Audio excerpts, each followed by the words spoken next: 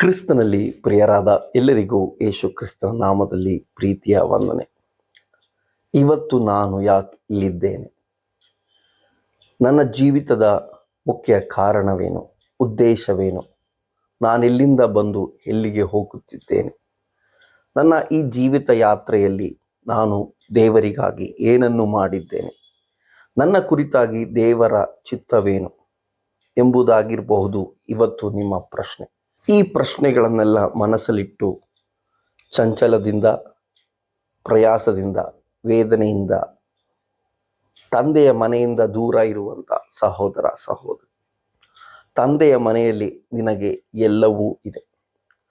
ತಂದೆಯ ಮನೆಯ ಸಂಪತ್ತು ನಿನ್ನದು, ತಂದೆಯ ಸಾನ್ನಿಧ್ಯ ನಿನ್ನದು, ತಂದೆಯ ಪ್ರೀತಿ ನಿನಗೆ.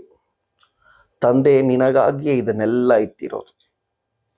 ಆ ತಂದೆಯ ಮನೆಯನ್ನು ಬಿಟ್ಟು ನಾನು ಯಾಕೆ ದೂರ ಹೋಗೋದಕ್ಕೆ ಪ್ರಯತ್ನಿಸುವವರಾಗಿದ್ದೇವೆ? ನಿನ್ನ ಕುರಿತಾಗಿ ಇರುವಂಥ ದೇವರ ಚಿತ್ತ ನಾವು ತಂದೆಯ ಮನೆಯಲ್ಲಿ, ಅಂದರೆ ದೇವರ ಮನೆಯಲ್ಲಿ ವಾಸ ಮಾಡೋದು.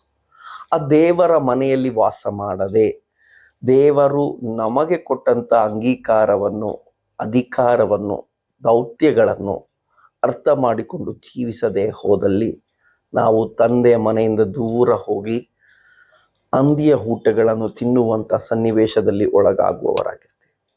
ಆದರೆ ನಾವು ತಂದೆಯ ಮನೆಯಲ್ಲಿ ವಾಸ ಮಾಡಿ, ತಂದೆಯ ಸಾನ್ನಿಧ್ಯದಲ್ಲಿ ಇದ್ದು, ತಂದೆಯ ಪಾದದಲ್ಲಿ ಗಟ್ಟಿಯಾಗಿ ಹಿಡಿದು ಆತನ ಪಾದವನ್ನು ಮುತ್ತಿಡುತ್ತಾ ಆತನಿಗಾಗಿ ಕಾದಿದ್ದು, ಆತನು ನಮಗಾಗಿ ಮಾಡುವ ಅದ್ಭುತಗಳನ್ನು ಅನುಭವಿಸಿ, ಆತನು ನಮಗಿಟ್ಟಿರುವಂಥ ಅನುಗ್ರಹಗಳನ್ನು, ಆಶೀರ್ವಾದಗಳನ್ನು ಅನುಭವಿಸುತ್ತಾ ಅನೇಕರಿಗೆ ಕೊಡುತ್ತಾ ತಂದೆಯ ನಾಮವನ್ನು ಮಹಿಮೆ ಪಡಿಸೋಣ.